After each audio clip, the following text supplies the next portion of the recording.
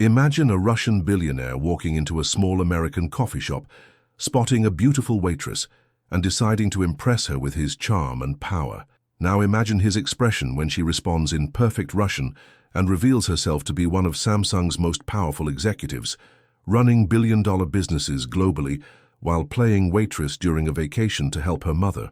This is the true story of how a chance encounter turned into the greatest lesson in humility Dmitry Volkov ever received, and how he nearly lost the $15 billion contract of a lifetime by underestimating the wrong woman. What happened in the next 15 minutes not only shattered all his assumptions about power and intelligence, but forced him to confront decades of arrogance that were sabotaging not only his relationships, but also his own potential for growth. Elena Kozlova-Kim wasn't just an undercover executive, she was a master reader, and she had observed Dmitry long before he realized he was being tested for the most important partnership of his career. Dmitry Volkov adjusted the Rolex Submariner on his wrist as he watched the scenery through the window of his Tesla Model S. At 38, the Russian tycoon had built a tech empire that rivaled the giants of Silicon Valley, but today he found himself in completely unfamiliar territory. Millbrook, a small town in the American heartland with fewer than 15,000 inhabitants. His semiconductor and artificial intelligence empire had grown so much that it now needed to expand operations to strategic locations, far from the spotlight of Moscow and San Francisco. The decision to come in person for this acquisition meeting wasn't just about business. Dmitry was bored with the predictability of his gilded life. Meetings in skyscrapers, dinners at Michelin-starred restaurants, empty conversations with people who only saw him as a walking wallet. There was something liberating about being in a place where no one recognized his face on the cover of Forbes or knew his signature was worth billions. For the first time in years, he could just be a rich man on a business trip, not a living tech legend. The local driver he'd hired was a 60-year-old man named Frank, who drove a faded blue Ford pickup and talked about the weather with the same seriousness Dmitry discussed corporate acquisitions. "There's a really good cafe right here on Main Street," Frank commented, pointing to a red brick building with large front windows. "The owner is a Russian immigrant, just like you. Her coffee is better than any Starbucks." The irony wasn't lost on him, a Russian billionaire being directed to a compatriot's café in a town far removed from the American heartland. Dmitry had learned to read people like programming code, predictable algorithms with calculable inputs and outputs. CEOs, investors, politicians, all followed behavioral patterns he mastered like a maestro conducting a symphony. His success stemmed precisely from this ability to anticipate reactions, manipulate expectations, and always be 3 moves ahead. Women, especially, were an open book. Some wanted his money, others his status, and the more sophisticated wanted both disguised as romance. But there was something different in the air this Thursday morning. Maybe it was the simplicity of the place, or the strange sense of anonymity he hadn't experienced in decades. Dmitry decided to dismiss Frank and walk to the cafe alone, carrying only his Italian leather briefcase and an ego the size of his Moscow skyscrapers. He had no idea that in 15 minutes, his perception of power, intelligence, and true class would be completely reshaped by a woman serving coffee. The sign in front of the establishment read, "Café Tatiana," in blue cursive letters, with small American and Russian flags decorating the entrance. Dmitry smiled condescendingly. Another typical story of an immigrant achieving the American dream through hard work and strong coffee. He pushed open the glass door, setting off a small bell, unaware that he was about to meet someone who would throw his orderly world into complete chaos. The interior of Café Tatiana defied all Dmitry's expectations of a small-town establishment. The exposed brick walls displayed a curious mix of vintage photographs from Tsarist Russia and modern LED panels discreetly integrated into the decor. Solid wood tables occupied the main space, while a secluded corner housed workstations with USB outlets and wireless chargers, a surprisingly sophisticated touch for an indoor cafe. The aroma of premium beans mingled with notes of cardamom and cinnamon, creating an atmosphere more reminiscent of the concept cafes of London or Tokyo than a traditional American coffee shop. Dmitry immediately noticed the details most would overlook: the discreet security cameras in the corners, the sound system playing contemporary Russian jazz, and most importantly, the eclectic clientele. Middle-aged executives typed furiously on MacBook Pros, young entrepreneurs discussed projects in English and Portuguese, and a group of local gentlemen played chess at a corner table. There was a distinct energy in the air, as if this small café were a microcosm of something much larger than it appeared. Behind the main counter, a woman in her 50s arranged coffee beans with surgical precision. Her grey hair was tied in an elegant bun, her hands were calloused from hard work, but her posture was erect and bespoke formal education. This must have been Tatiana, the Russian owner Frank had mentioned.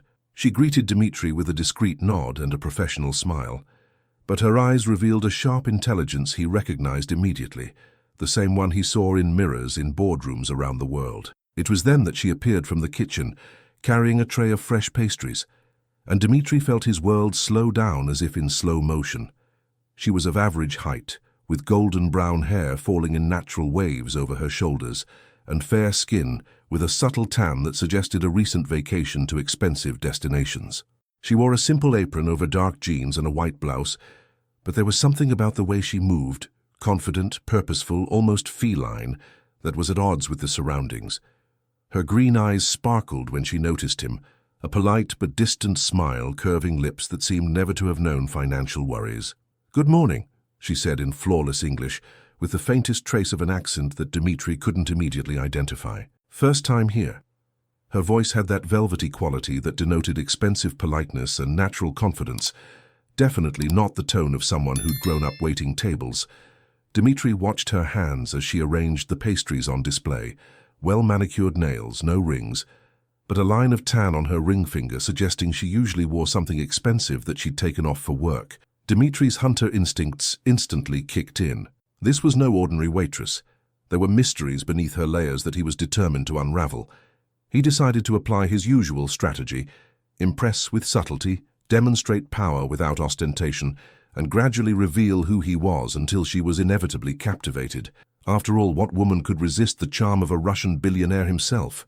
He had no idea he was about to meet someone for whom billions were just numbers on spreadsheets she reviewed over breakfast.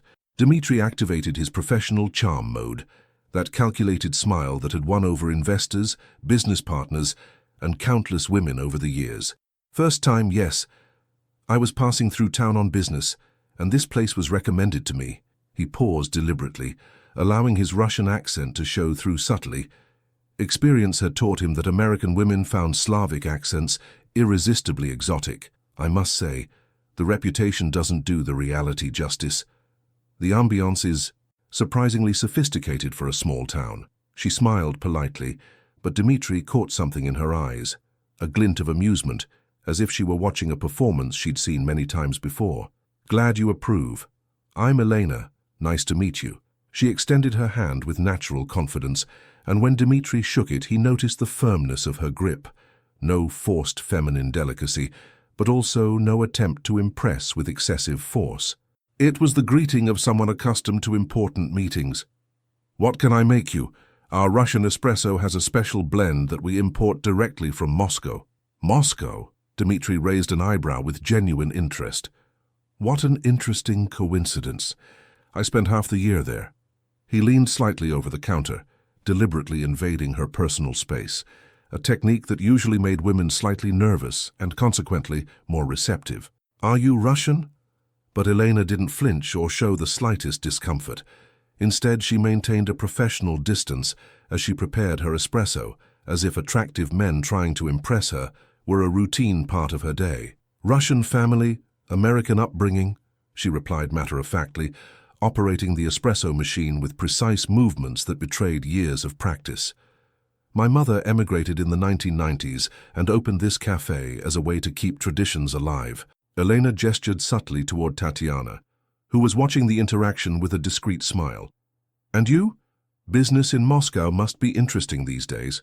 There was something about the way she asked the question, too casual, as if she already knew the answer, or worse yet, as if she didn't particularly care. Dmitry decided to up the ante. He discreetly removed his iPhone 15 Pro Max from his briefcase, allowing her to see the custom Hermes leather case, and placed it on the counter, along with the Tesla keys.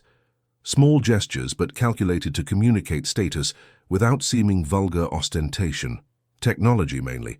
I develop artificial intelligence solutions for global corporations. He paused, waiting for the awed reaction that usually followed such a revelation. It's a market. Quite lucrative, especially when you have access to the right resources. Elena nodded politely as she finished her espresso, but her expression remained unchanged, neither impressed nor disinterested, just professionally polite. It must be fascinating working with AI. The future really is approaching quickly. She slid the porcelain cup toward him with the elegance of someone accustomed to serving. But there was something about the way her hands moved, too precise, too economical, that reminded him more of an executive signing contracts than a barista preparing coffee. Anything else you can get me? We have fresh Russian pastries my mother makes every morning. Dmitri tasted the espresso and couldn't hide his genuine surprise. The drink was exceptional, complex, full-bodied, with notes revealing expensive beans and a brewing technique that rivaled the best cafes in Milan or Vienna. This is extraordinary, he admitted, and for once, his admiration wasn't an act. Where did your mother learn to make coffee like this? This blend costs a fortune even in Moscow. Eleanor smiled with the first trace of genuine satisfaction he'd seen, as if she'd finally said something worth listening to.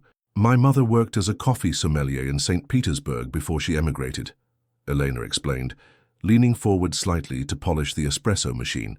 She had contracts with five-star hotels and Michelin restaurants. When she came here, she brought her old suppliers and some family recipes dating back to the Tsarist era. There was pride in her voice, but also something else. The way she spoke about international contracts and suppliers sounded too natural, as if discussions of global logistics were part of her everyday vocabulary. Dmitri watched Elena more closely as she worked. Her movements were efficient, but there was a spatial awareness he recognized from executives accustomed to high-pressure environments. She constantly checked on customers, monitored multiple conversations simultaneously, and maintained a mental map of the café that suggested much more than simple hospitality. And you? Did you grow up here helping in the family business? He asked the question casually, but he was genuinely curious about the contradictions he perceived in her. Actually, I'm just visiting, Elena replied, wiping the counter with precise movements. I usually live in San Francisco, but I take a few weeks off each year to help my mother during the peak tourist season. San Francisco. Dmitri felt a twinge of interest. The city was home to some of the world's brightest minds and most substantial fortunes.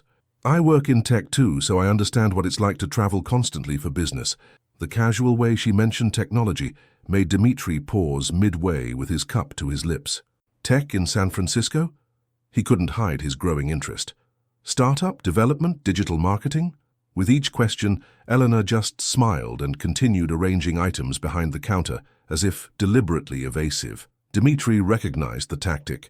He himself used it when he wanted to keep strategic information secret during negotiations. But why would a waitress, even a temporary one, use high-level corporate diplomacy techniques? Elena finally stopped organizing and looked at him directly for the first time. Her green eyes held an intensity he hadn't noticed before. Not seduction or romantic interest, but professional assessment. As if she were cataloging information about him the same way he did potential acquisition targets. Let's just say I work with enterprise solutions for diverse clients. The pause before diverse was deliberate, loaded with meaning Dmitri couldn't decipher. And you must have interesting clients in your AI business. Dmitri decided to reveal a little more of his cards, intrigued by the verbal dance that was unfolding. My clients include some of the largest corporations in the world: Samsung, Google, German automotive companies. He mentioned Samsung deliberately, watching for Elena's reaction. I develop AI systems for industrial process optimization and predictive market analysis. It's a very specific niche, but he paused, waiting for her to ask about profitability or express curiosity about his financial success. But Elena simply nodded with an expression Dmitri couldn't interpret, almost as if she were confirming information she already knew, rather than learning something new. Samsung is an interesting partner, she commented casually, polishing a cup with excessive attention. They have very diverse operations: semiconductors, electronics, even shipbuilding in Korea. The level of detail about Samsung's divisions made Dmitri frown. How many people knew about the company's shipbuilding division? You seem to know the corporate world well, Dmitri observed, his voice carrying an unspoken question. Elena smiled, not the professional smile she'd maintained until then, but something more genuine and slightly amused. I read a lot about business. It's important to understand the world beyond this small town. But the way she said small town sounded almost ironic, as if she were quoting something or someone. At that moment, Eleanor's phone vibrated on the counter. She quickly checked the screen, and Dmitri caught a brief glimpse of an email in English with the subject line beginning, Seoul Division Q3. Before she turned the phone face down, Seoul Division Q3. Terms that were definitely not part of the vocabulary of a small-town waitress, even a temporary and well-educated one.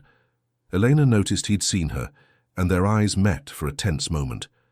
There was mutual recognition there, two predators recognizing each other's dangerous nature. "Sorry, it's just work," she said lightly, but now there was a guardedness in her posture that hadn't been there before. Dmitri felt the atmosphere shift subtly, as if a silent chess game had begun, and they were both calculating their future moves. "Of course, I understand perfectly," Dmitri replied, but his mind was racing.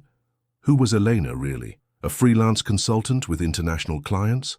A multinational executive on vacation? Or something else entirely? He decided to test it out. It's funny how small the business world is. Sometimes you find people in the most unexpected places. He let the sentence hang in the air, watching to see if she would take the bait. Elena studied him for a long moment, then smiled with an expression that mixed amusement with something that might have been challenge. "You're right. The world really is much smaller than people imagine." She paused, mentally organizing something, then added with apparent casualness, "Especially when you work for the same companies, even on different continents." Dmitri felt a twinge of suspicion growing in his chest. There was definitely something wrong with the whole situation, and his experience in corporate negotiations screamed that Elena knew much more than she was letting on. He decided to employ a tactic that always worked to unmask people trying to impress him. He spoke in Russian, assuming she wouldn't understand and then revealing himself by pretending to understand. "Interesting. She's not an official," he muttered to himself, pretending to check a message on his phone. "Maybe a scammer looking for rich men in small towns." Elena stopped cleaning the cups and looked directly at him, her green eyes shining with a mixture of amusement and something that seemed slightly dangerous. "Moshenitsa?" she replied in fluent Russian, her perfect pronunciation betraying a formal education in the language. "Do you really think I'm here chasing rich men? What a limited perspective." Her fluency was impeccable, without hesitation, with intonation that suggested not just knowledge of the language, but deep cultural familiarity. Dmitri's shock was visible and immediate. His mask of control slipped for a few seconds, revealing a genuine surprise he rarely allowed others to see. Elena didn't just speak Russian. She mastered nuances, slang, and even the cultural irony implicit in her response. "You go to Russian," he said, more a statement than a question, his voice carrying the tone of someone who had just realized they had gravely underestimated their opponent. "Конечно говорю. И на корейском тоже." Elena continued in Russian, but the casual mention of Korean made Dmitri's eyes narrow. Korean, Samsung, Seoul Division. The pieces began to form a pattern he couldn't believe. "My education was comprehensive," she added, reverting to English with a smile that was now less hospitality and more predator assessing prey. 7 languages, actually. Useful when you work with diverse clients globally.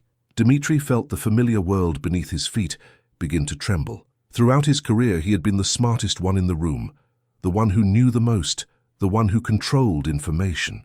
But Elena was demonstrating expertise that went far beyond that of a typical executive. Fluency in multiple languages, familiarity with international corporate operations, and now a confidence that suggested she wasn't impressed by powerful men because she was used to dealing with them on equal terms. "Who are you, really?" he asked directly, abandoning any pretense of seduction or subtle games. Elena laughed, a genuine laugh that completely transformed her expression, removing the professional mask and revealing a sharp intelligence that shone like a blade in the sun. "I'm Elena Kozlova Kim," she said, and the hyphen in her last name made something click in Dmitri's memory. "And before you ask, yes, you've heard that name before, probably in some corporate report or quarterly earnings presentation." Dimitri's blood ran cold as the full name echoed in his mind. Elena Kozlova Kim, Senior Vice President of Global Strategic Development at Samsung Electronics, responsible for technology partnerships in emerging markets and one of the company's most influential executives. He'd seen her name in dozens of documents, competitor reports, and market analyses, but never a clear photo. She was known for avoiding public exposure and maintaining a low corporate profile. "Mat moya," he murmured in Russian, the realization hitting him like a tsunami. "Now you understand," Elena said, her posture completely changing. The waitress disappeared, replaced by the executive who managed billion-dollar budgets and negotiated with heads of state. "Do you recognize the name from our meetings on quantum semiconductors last quarter? Or perhaps from the AI competition reports your company regularly submits to our innovation department?" Each word was carefully calibrated, demonstrating that she not only knew who he was, but also knew the specifics of his business. Dimitri felt naked, exposed in a way he hadn't experienced in decades. "You knew who I was from the moment I walked in." It wasn't a question, but a realization filled with reluctant admiration and growing horror. Elena nodded, pouring herself a coffee as if they were discussing the weather. Dmitry Volkov, CEO of Quantum Leap Technologies, estimated net worth of $2.8 billion, major contracts with Samsung, Google, and BMW. Born in Novosibirsk, MIT graduate, known for aggressive acquisition tactics and questionable charm with women. "Why didn't you say anything?" Dmitri asked, his voice carrying a mixture of fascination and embarrassment he couldn't quite hide. Elena tilted her head, studying him like a scientist observing an interesting specimen. "Professional curiosity. I wanted to see how you behave when you think you have the upper hand. It's enlightening to observe how someone treats people they consider inferior." The word inferior cut like a scalpel, precise and painful. "And what's your verdict?" Dmitri asked, genuinely wanting to know the answer. Elena paused, considering the question with the seriousness it deserved. "You're intelligent, ambitious, and clearly successful, but also conceited, manipulative, and all too accustomed to using power as a substitute for genuine personality." Each word was a clinical analysis, delivered without malice, but with brutal honesty. "In corporate meetings, you're impressive. As a human being, there's room for improvement." Dmitri laughed involuntarily, a bitter laugh that contained decades of self-perception being shattered in real time. "Are you giving me performance feedback, as if I were a junior employee?" Elena smiled, and for the first time since he'd met her, the smile seemed genuinely warm. "Consider it peer-to-peer feedback. After all, we work in the same industry, attend the same conferences, and apparently have more in common than either of us realized when this conversation began." "You mentioned working with diverse clients," Dmitri said, still processing the complete power shift he'd just experienced. "I imagine that's a considerable understatement." Elena laughed, a genuine sound that transformed the entire atmosphere of the café. "Slightly. My portfolio includes strategic partnerships with governments in 17 countries, technology collaborations with the 15 largest corporations in the world, and development initiatives that affect approximately 2 billion people globally." She rattled off the numbers like a cake recipe, casual and familiar. 2 billion? Dmitri repeated, feeling his own fortune dwindle in perspective. Elena nodded, quickly checking her phone before continuing. "Samsung isn't just electronics, as you know. Construction, insurance, pharmaceuticals, renewable energy. When you coordinate global strategic development, your reach becomes significant." She paused to serve a customer who had entered, chatting briefly in fluent Spanish about coffee varieties, before returning to the conversation as if managing multiple languages were an automatic reflex. "How did you end up here?" Dmitri gestured to the cafe around them, genuinely intrigued. "Not that it's not charming, but—" Elena smiled, picking up a framed photo from behind the counter. The image showed a younger woman in graduation robes, embracing Tatiana in front of a building Dmitri recognized as Harvard Business School. "This is my mother 20 years ago when she graduated with a business degree. She's not just an immigrant who opened a cafe. She's a brilliant strategist who created a business intelligence network disguised as a family business." Dmitri looked around the cafe with new eyes. The local customers suddenly seemed different. Undercover executives, entrepreneurs, people speaking in multiple languages, about topics that were definitely not casual small-town conversations. "This place is a hub," he realized aloud. Eleanor nodded proudly. "My mother discovered that information flows more freely in relaxed environments. Executives traveling, entrepreneurs visiting, investors exploring emerging markets, they all stop here, chat, share insights without realizing it." "And you?" Dmitri asked, fascinated by the operation. "How much time do you spend here gathering intelligence?" Elena checked her watch. A Patek Philippe that cost more than many cars. 2 weeks per quarter. It's amazing what people reveal when they think they're talking to a simple waitress. Market trends, leadership changes, planned mergers, technological developments. She paused, smiling. "Your own company was mentioned 3 times this week by different visitors. Apparently, you're considering expanding into Asian markets." Dmitri felt a chill. She was right. The Asian expansion was confidential, discussed only with his closest circle. "You're a corporate spy," he said, half in admiration, half in horror. Eleanor laughed again. "I'm an executive conducting due diligence through unconventional methods. There's a difference.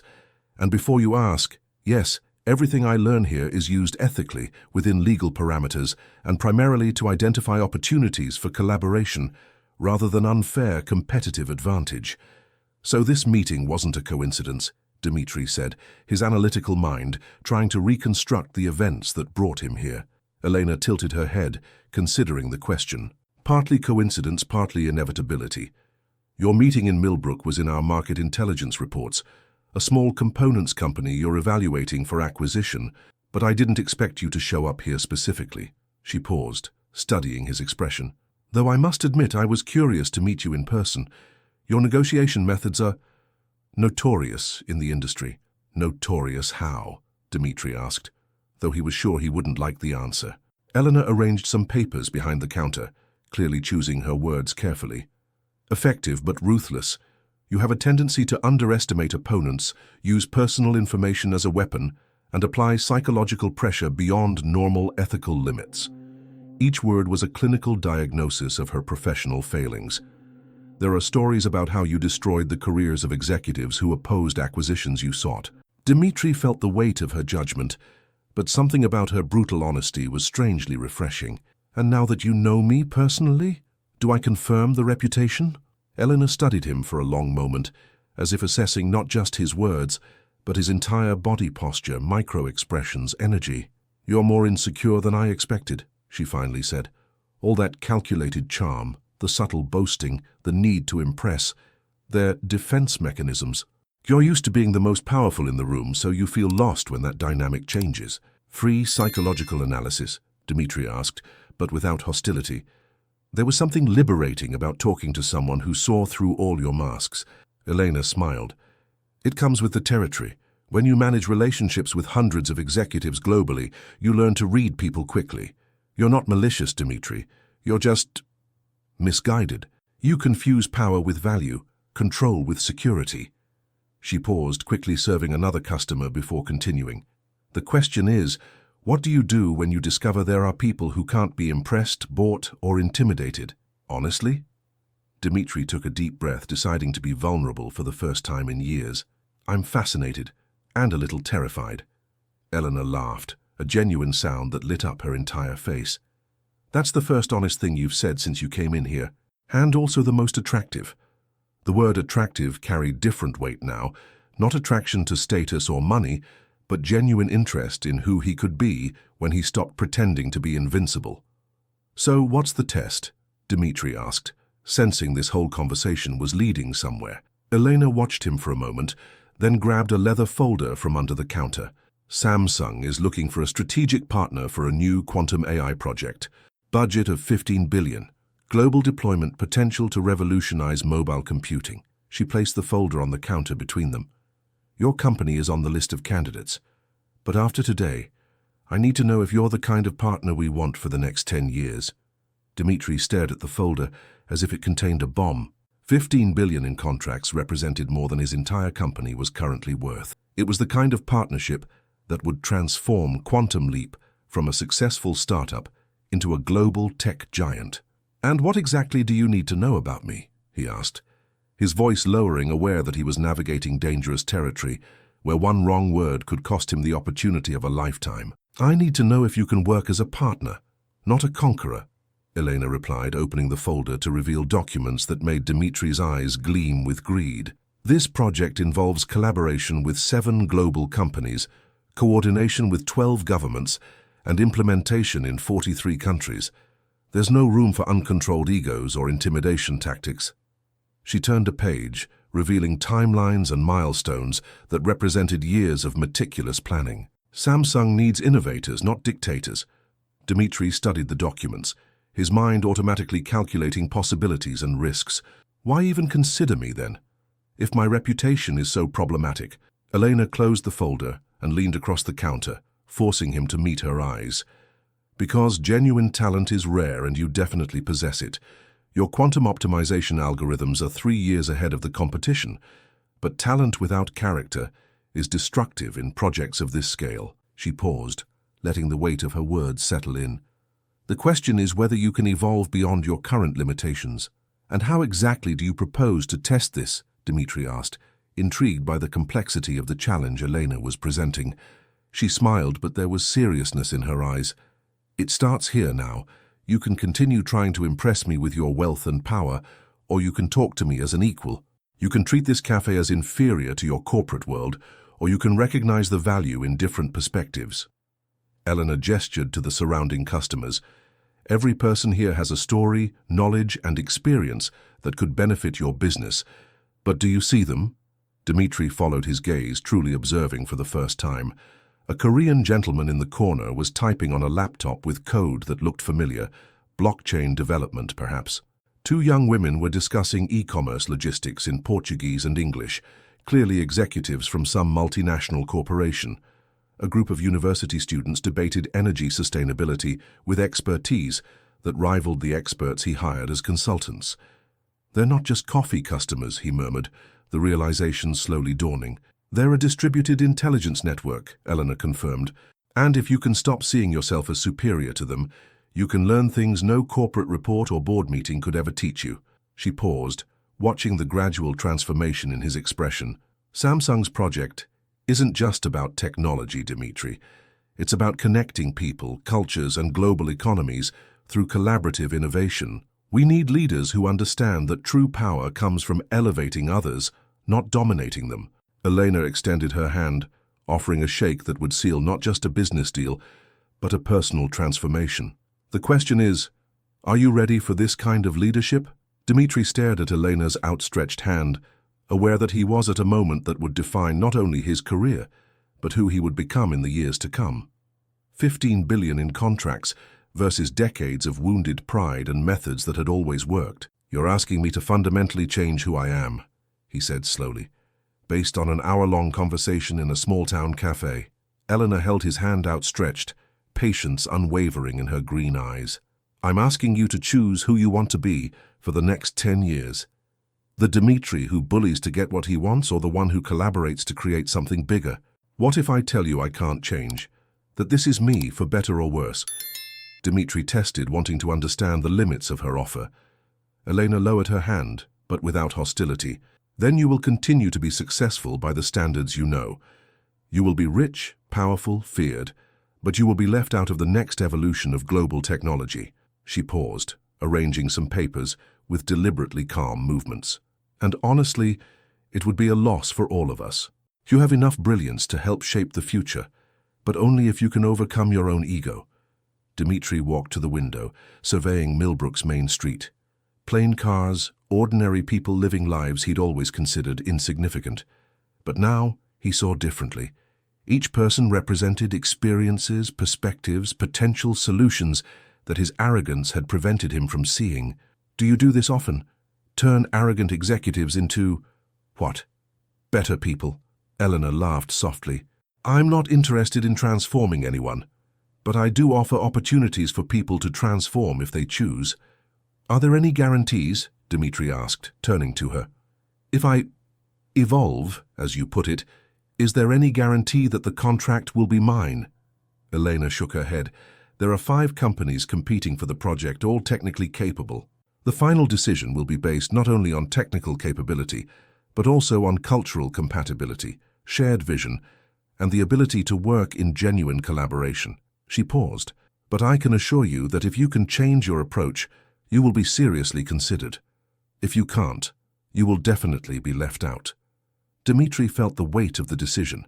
His entire professional identity was built around domination, control, and assumed superiority. Abandoning that would be like learning to walk again. And how exactly does this transformation work? Do you have a 12-step program for arrogant tycoons? Elena smiled, the first time she seemed genuinely amused by him, not ironically. It starts with humility. Keep coming here for the next 2 weeks while I'm in town. Talk to people as equals, not as potential subordinates. Learn their stories. Find out what they know that you don't. Is that it? Dmitry asked, expecting something more complex. That's it, Elena confirmed. Genuine humility is the rarest skill among successful executives, but it's also the foundation of all true leadership. She pulled out a business card. Simple, just name and number, no titles or impressive logos. Call me in 2 weeks. If you can tell me 3 things you learned from people in this cafe that changed your perspective on business, we can continue the conversation about the Samsung partnership. 3 days later, Dmitry returned to Café Tatiana with a mixture of determination and embarrassment he hadn't felt since his early years as an entrepreneur. He had spent 2 sleepless nights rethinking his conversation with Elena, analyzing decades of professional relationships through this new lens of humility she had proposed. He arrived without his Tesla. He had rented a standard sedan, or his Italian leather briefcase, carrying only a simple laptop and a genuine curiosity he hadn't exercised in a long time. Elena wasn't at the counter when he entered, only Tatiana arranging fresh pastries with the precision of someone who had perfected the art over decades. "Good morning," he said in Russian, and she smiled with genuine warmth. "Dmitry, Elena said you'd be back. Sit wherever you like, I'll bring your coffee." The casual familiarity surprised her. When was the last time someone had remembered her preference without a hidden agenda or fear of displeasing him? He chose a table near the group of gentlemen playing chess, listening as they pretended to study their emails. Their conversations revealed decades of small business experience, strategies for surviving recessions, and creative solutions to problems no business school had ever taught. Frank, the driver who had brought him the first time, was among them, but now Dmitry discovered he was a former General Motors executive, retired early after corporate restructuring, and now a consultant for local small businesses. "You're the Russian from tech," Frank said, recognizing him. "Elena mentioned you were interested in how businesses work in small towns." There was no reverence or intimidation in his voice, just professional curiosity among peers. Dmitry felt simultaneously disarmed and relieved. "I'm trying to understand how you guys thrive without massive resources or venture capital funding," Frank laughed. "Resources are useful, but relationships are essential. You can't burn bridges here because the town is too small. Everyone knows each other.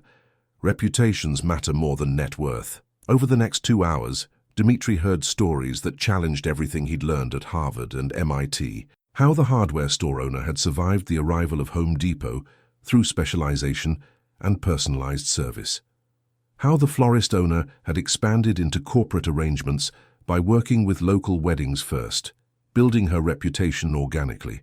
How the mechanic had become an expert in electric cars by studying online and experimenting in his own used Tesla. "The difference," Frank explained, "is that you corporate executives have the resources to compensate for mistakes. We don't. So we've developed intuition, relationships, and a deep understanding of our markets."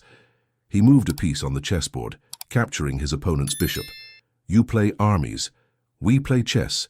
Every move matters. Every piece has unique value."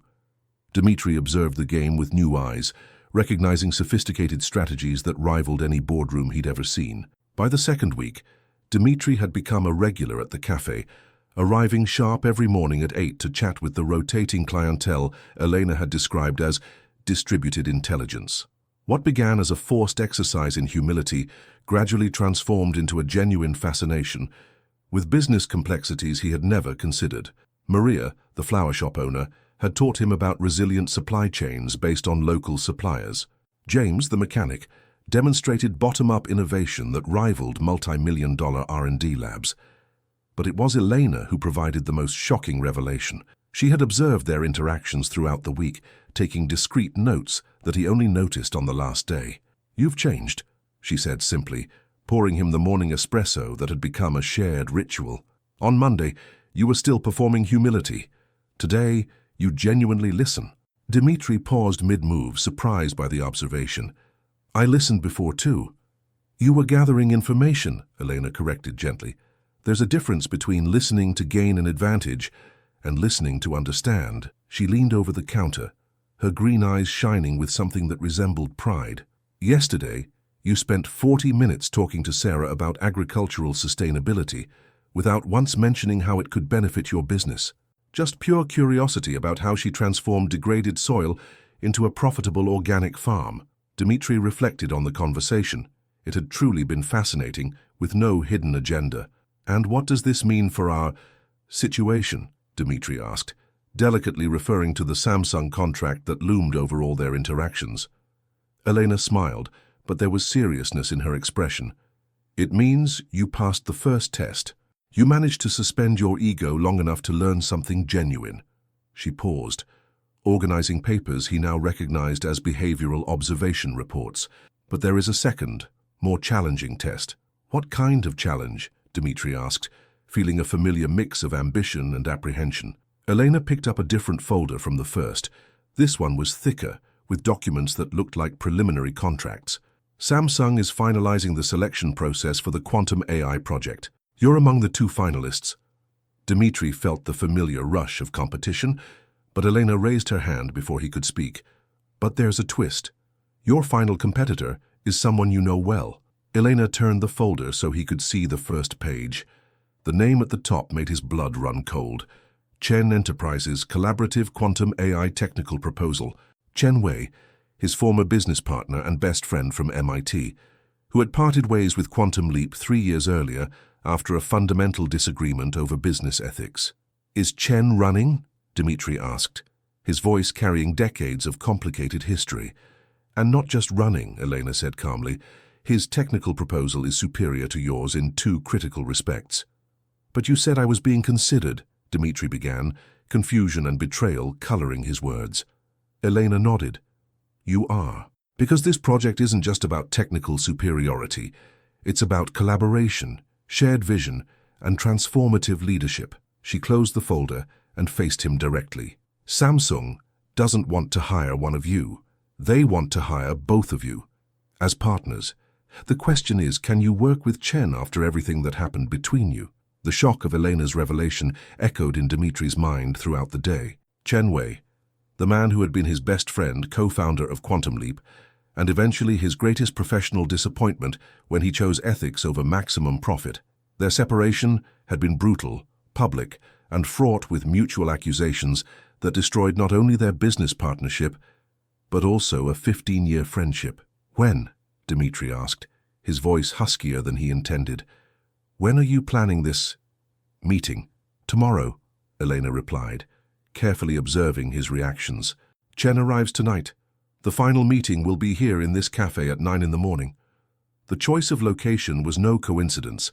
Elena wanted neutral ground, away from the corporate environments where they both felt comfortable wielding power. "What if I say no? What if some burned bridges can't be rebuilt?" Dmitri tested, though he knew refusing would mean missing the opportunity of a lifetime. "Then you'll prove this week's transformation was just a performance," Elena said with the brutal honesty he'd come to respect. "Real humility includes the ability to admit when you're wrong, ask for forgiveness when necessary, and work with people who challenge you." She paused, wiping the espresso machine with movements that betrayed tension. "Chen is also nervous about this meeting. You both carry old wounds that impede future growth." Dmitri spent the afternoon walking the streets of Millbrook, processing decades of history with Chen. They had met at MIT, 2 brilliant young immigrants united by ambition and technological dreams. They built Quantum Leap together, working 18-hour days in a shared apartment, surviving on ramen and hope. But success had revealed fundamental differences in values. Chen wanted to use technology to solve global problems. Dmitri wanted market dominance and maximum wealth. The final rift came when Dmitri decided to sell facial recognition algorithms to authoritarian governments. ignoring Chen's ethical protests. Money has no ideology, Dmitry had argued. Technology is neutral. Application is the customer's responsibility. Chen had countered that creators had a moral responsibility for their creations, especially when used to suppress human freedoms. The argument escalated to personal accusations, legal threats, and the eventual traumatic dissolution of the company. Now, 3 years later, Elena was proposing not just reconciliation, but active collaboration on a project that would define their careers for the next 10 years. "Has he changed too?" Dmitry asked when he returned to the café late that afternoon. Elena was preparing to close, but paused to consider him. "Chen has always been driven by principles, but he's learned that ideals without pragmatism are powerless. You two have grown in opposite directions. You toward humanity, he toward effectiveness. Perhaps now you can meet in the middle." The next morning, Dmitry arrived at Café Tatiana 15 minutes early, his nerves tense as if they were about to snap. Chen was already there, sitting at the table by the window with a half-empty coffee and his laptop open, just like the old days at MIT when he'd wake up before dawn to code. 3 years had changed little in his appearance. Still thin, with hair slightly graying at the temples, but there was something different in his posture. Less moral rigidity, more pragmatic wisdom gained through experience. "Dmitry," Chen said simply when he saw him, closing his laptop and gesturing to the chair across from him. No handshake, no show of courtesy, just straightforward acknowledgement of the complexity of the situation. "Chen," Dmitry replied, sitting down carefully, as if the chair might explode. Elena watched from the sidelines, allowing them to navigate the first awkward moments alone. The silence stretched for almost a minute before Chen spoke again. "Elena told me about your recent development. I must admit I was surprised. Surprised that I could change, or surprised that I admitted I needed to change?" Dmitry asked, deciding to address the tension directly rather than dance around it. Chen smiled, the first genuine expression between them in 3 years. Both, honestly. The Dmitry I knew was unyielding in his convictions about personal supremacy. The description cut, but Dmitry forced himself not to react defensively. "And you were right about the ethical implications of the contracts I pursued. Not at the time, but now I see you were right." The admission seemed to shatter something fundamental in the atmosphere between them. Chen leaned forward, studying the man who had been his best friend and then his greatest professional adversary. "You've really changed." It wasn't a question, but a realization laced with genuine surprise. "And you?" Dmitry asked. Elena mentioned she learned pragmatism. "The Chen I knew never compromises principles." Chen laughed bitterly. 3 years of trying to implement ideal technological solutions taught me that ethical perfection without commercial viability helps exactly 0 people. Elena approached at that moment, carrying a folder they both recognized as Samsung's final proposal. "You two have evolved in directions that make you complementary," she said, sitting between them like a seasoned mediator. "Dmitry has acquired ethical awareness. Chen has developed business sense. Separately, each has half the qualities needed for the quantum project. Together," she left the sentence unfinished, allowing them to complete the implication. "You're proposing a genuine partnership," Chen said, his skepticism unmistakable. "Not subcontracting or limited collaboration, but a true operational merger." Elena nodded. "The Samsung project requires both ethical vision and relentless execution. You've spent 3 years learning what the other has always known." She opened the folder, revealing contractual terms that made both their eyes light up. 15 billion, implementation over 5 years, joint offices in Seoul, San Francisco, and Moscow, but only if you can work as true partners, not competitors in disguise.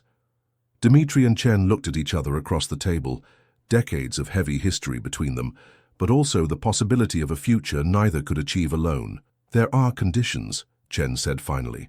"Any project with human rights implications must undergo joint ethics review." Dmitry nodded slowly. "And any development decision must consider realistic commercial viability, not just ideals." Chen extended his hand. "Partners?" Dmitry shook it, feeling the weight of choosing collaboration over domination. "Partners." Elena smiled, witnessing not just a business agreement, but a human transformation that would make the future possible. Dmitry's transformation from an arrogant billionaire to a collaborative leader didn't happen overnight. but began the moment he chose to listen rather than dominate. His partnership with Chen and the massive Samsung contract proved that true power comes not from intimidating others, but from elevating the talent around you and creating something greater than any individual could achieve alone. Elena had orchestrated not just a business deal, but a life lesson that reverberated throughout the tech industry when the merger was announced 6 months later. The deeper lesson of this story isn't about recognition or billion-dollar contracts. It's about how our assumptions about other people limit our own growth. How many opportunities do we miss by judging people based on appearances? How many valuable relationships do we destroy by prioritizing ego over genuine connection? If you recognized yourself in Dmitry during this journey, perhaps it's time to question where your own arrogance may be costing you opportunities you don't even realize exist. The future belongs to those who can collaborate, not to those who can dominate.